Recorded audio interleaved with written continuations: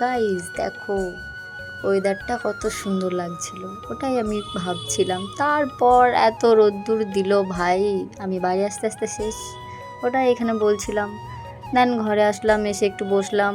তারপর ঘরের কাজ তো করতে হবেই, যেহেতু আমরা ভাই মেয়ে, যেখানেই যাই না কেন সেখানেই আগে কাজটা আমাদের, কী বা শ্বশুর বাড়িতে কী বা বাবার বাড়িতে কি যেখানেই থাকো না কেন, বিয়ের পর কাজটাই ভাই ম্যাটার, আর কিছুই না। যেখানেই যাও না কেন তোমাকে কিছু হলেও করে খেতে হবে।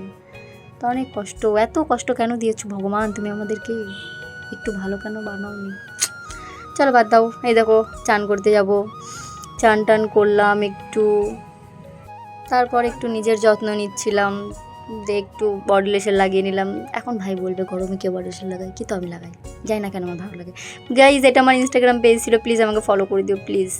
আর এই যে ঘুমের থেকে উঠে একটু আপেল খেয়ে নিলাম। তো ভিডিওটা এইখানেই আমি শেষ করছি, প্লিজ আমাকে সাপোর্ট করো প্লিজ ভাই।